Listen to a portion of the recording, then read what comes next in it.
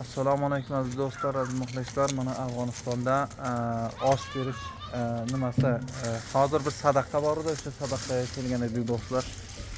Bir antiqa palov pishiriladi bu yerda.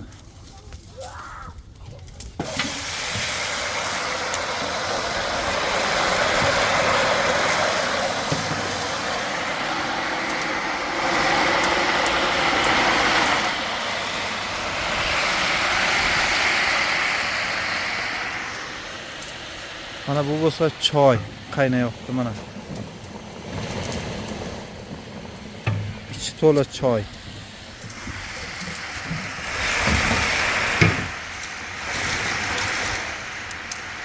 Mana bundan suv chiqariladi do'stlar.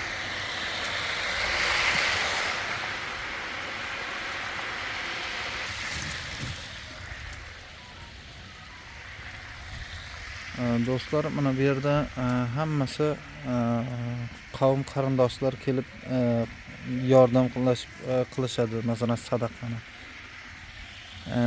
3 7 bir odam o'lgandan keyin 7-3 beriladi bu yerda ham do'stlar.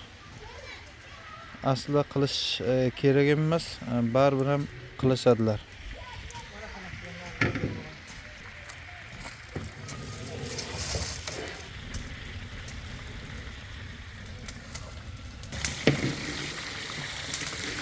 Hazır iş gerekli.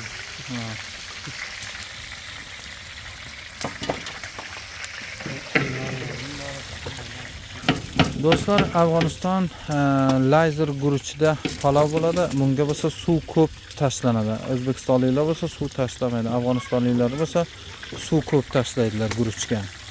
Hatta birden çıradım yani.